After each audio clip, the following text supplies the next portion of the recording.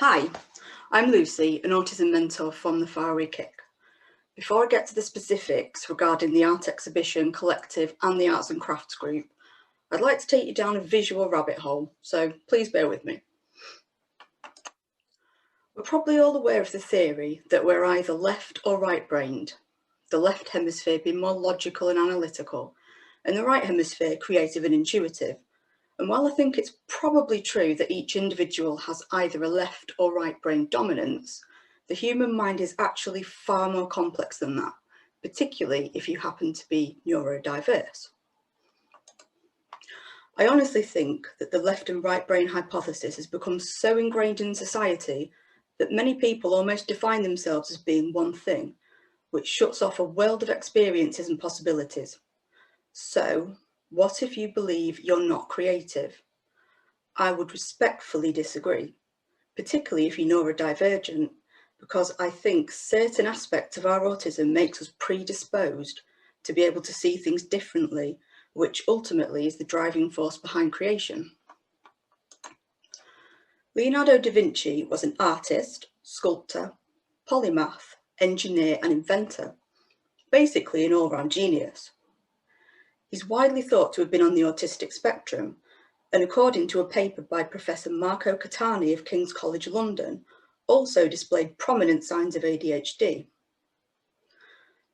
The Mona Lisa is one of the most recognisable paintings in the world and was made by Da Vinci during a period of intense preoccupation with geometry, specifically the golden ratio, which was thought to provide divine proportion and is derived from the Fibonacci sequence, which is obviously inherently mathematical.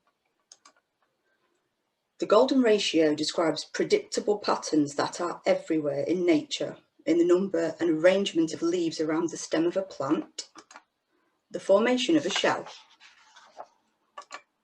in architecture, and even in the formation of galaxies. Personally, I don't really understand this on any more than a surface level. Maths really is not my thing. However, I do absolutely appreciate that autistic people are naturally inclined to see patterns in things, because I know many of us do, whether we understand it on a mathematical level or not. This next piece of work is called Rings, and it was made by an artist called John Adams for the Cheltenham Science Festival in 2011. Adams is a trained geologist who stated that his obsessions have allowed him to notice and reflect on patterns that would otherwise go unnoticed.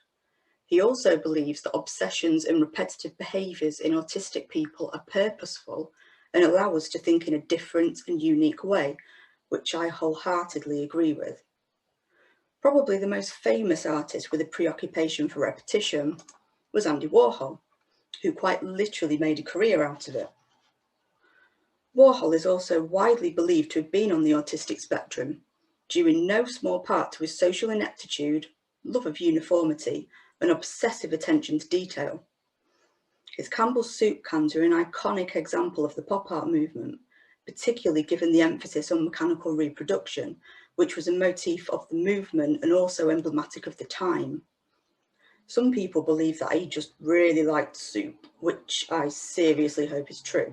Anyway, do you have to be a visual thinker to create art? No.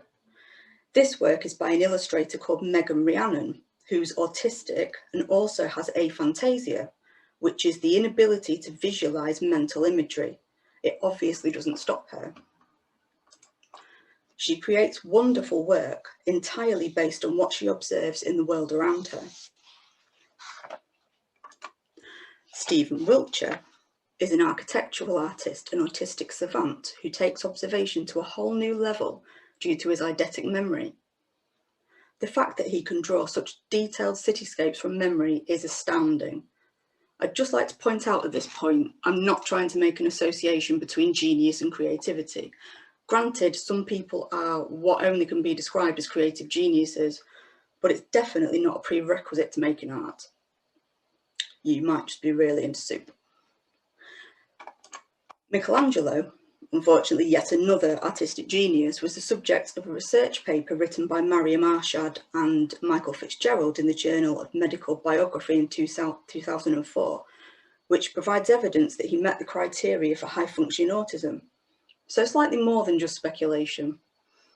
Unfortunately, any kind of retrospective armchair diagnosis can only rely on the most visible autistic attributes, and obviously can't take into account a person's inner experience.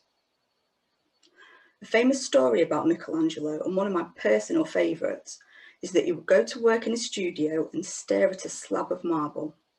His assistant would ask him what he was doing, and he would reply, working.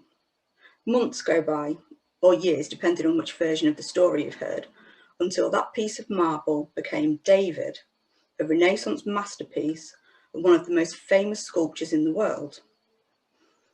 For me, this is not only a great example of hyperfocus, but also of the process a lot of us autistic creatives go through.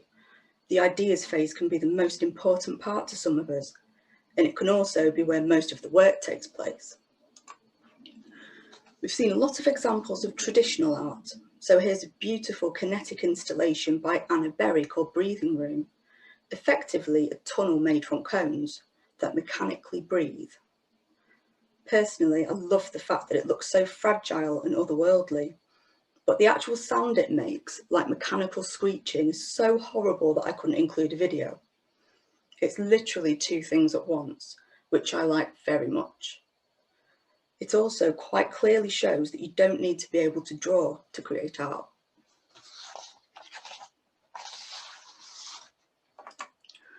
We've seen many great examples of people using aspects of their neurodivergence as a catalyst to make great art. Ultimately, though, all you need is an idea. And the beauty of setting up an arts collective, which we'll get to in a minute, is that everyone will have different skills and will probably be working in different disciplines. So it's entirely possible to come up with an idea that we can work on collaboratively together. We're actually doing that with one of Rosemary's projects at the minute. If you want to tell us a bit more about that, Rosemary. Hello, can you hear me? Yes. Yeah, okay. So a few years ago, I wrote a radio play for my master's degree in creative writing, and when I came up with the idea for the exhibition, I shared it with Lucy, and we were talking about what I was going to put in. I happened to mention the radio play, and she says, "That's good. Let's do that." And then we spent several months trying to find somebody to record it, act it, and what with the current plague, it it was rather hard until Lucy mentioned it to her sister, who went, "Gimme." And that's going to be recorded at some point. Now I'm seriously considering writing the other episodes in that particular series of radio plays. I think you might have to. Yeah. That means I've got to start my research all over again. But I'm also doing a couple of. But see, I write, but I also crochet and embroider. So yeah, these are works in progress. This is the first one, the one that's actually got some embroidery on it, is it's like you're seeing me sat at a desk staring at the computer. What will be included is a crocheted cone in multicolours and some wire work, showing how all the different thoughts sort of coalesce. So like Michelangelo staring at the lump of marble, I'm staring at the computer until it's there. And the second one is just to do with my obsession with reading and dragons, which will be embroidered at some point. But that's just a sample of some of the stuff that's going to be in the exhibition. We've got all sorts of things. And back to Lucy. I think they both look great, Rosemary. They're going to look brilliant when they're actually finished. So, some more work. This is some work by Hayley, which was produced with the residents of Clarendon Hall Care Home in Cleethorpes as part of her job. She works as an activities coordinator there. Obviously, they're on a tiny budget, so the ingenuity that's gone into making these flowers and trees entirely from recycled materials is amazing. I think they look brilliant. She's also in charge of producing their pantomime, which she's written herself, made all the sets, and will be directing and performing in. A lot of consideration has had to go into staging this, whilst also adhering to social distancing, which is reflected in this part of the set for the 7 dwarves, which are all movable puppets and has space for an actor's head to be poked through. I think it's just brilliant. Hayley is a great example of a prolific worker, as she's also a poet and musician and is always creating something. These are a couple of pieces by Laurie. Let me tell you, we could make an exhibition purely from his work. There's so much of it, all really great stuff too. I'm only showing a couple of his illustrations today, which I absolutely love, but he's also a great photographer and filmmaker, and we all know he's also a writer, as he's recently published his own book. These are made by a lovely lady called Judith, who melts down old glass bottles to create new pieces from tiny fragments of glass and beads. She also paints directly onto glass, which is a real skill. It's actually incredibly difficult to do. She sells her work at Anything Goes at the Discovery Centre in Cleethorpes. This is her current Christmas stock, but she's producing various different things all the time. So it's great that she's interested in getting involved with us. I'm sure when it's safe to do so, we might be able to run a glass workshop, which will be really interesting. I have to say, this only scratches the surface of the work we're going to have for our exhibition. We've got a number of poets and musicians who will be contributing some really diverse stuff. One potential project will actually involve multiple recordings of the wonderful song we've had written by Tim from Creative Connection. Thanks for that, Tim. I think it's awesome. I think splicing it together in everyone's different styles will be really effective. We've also got more photographers, writers, someone who does the most amazing Transformers illustrations, and we've really got space for anyone, regardless of what medium you work in. A little bit about myself. I'm a video installation artist, so I'll be showing some kind of video. It's still very much in the ideas stage.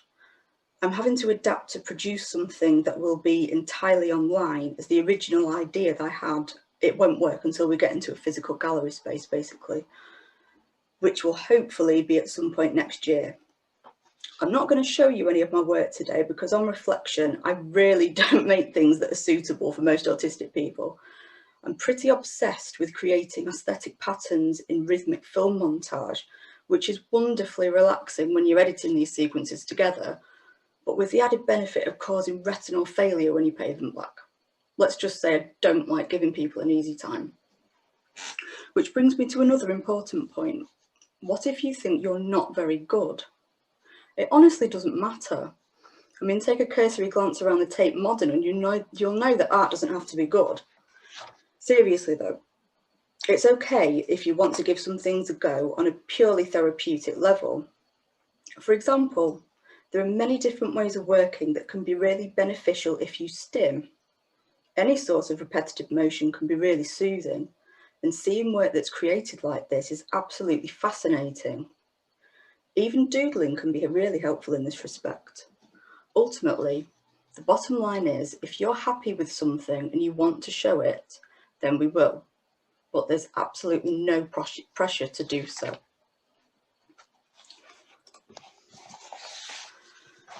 So Rosemary and I have an arts and crafts group that will run every Monday from 11 to 12:30 and will start on the 7th of December. Absolutely everyone is welcome.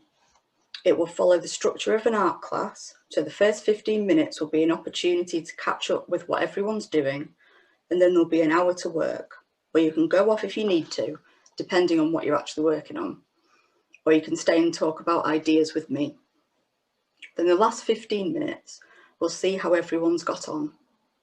If you're interested in joining, just send me an email at lucy@thefarawaykick.org and I'll send you a Zoom link. If you're not actively working on something, just bring a piece of paper and a pen and you'll be fine. We'll also assess the need for any skills workshops that may arise during the workshops.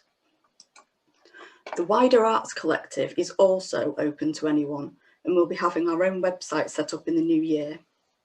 We'll be working towards group projects and exhibitions, and we'll also be able to sell work if anyone wants us to. The way this will work is we'll take a 20% commission from anything sold through us, which will then go back into the kick, so hopefully it becomes fully self-generating. There's no pressure to sell anything through us, but we would really like to be able to create passive incomes for people because we think that's really important. One of the things we're looking at is securing funding to have people's designs printed on merchandise, but hopefully we should also be able to help people produce their work if they don't have the money for materials. Lastly, the exhibition will be totally online using a digital platform that lets you virtually walk around a gallery space in order to view the work. We want it online in time for Autism Awareness Week next year, which I believe starts on the 29th of March. The deadline to tell us you're interested is the end of January, and all finished work will need to be submitted by the 1st of March. I'm genuinely really excited about this project, and I can't wait to see some of you next Monday. So if you want to be involved, but you also don't feel that a group is right for you at the minute, please just get in touch and we'll have a look at what we can do to help make you feel a bit more comfortable. So if anyone has any questions, please put them in the chat. Otherwise, thank you very much for your time.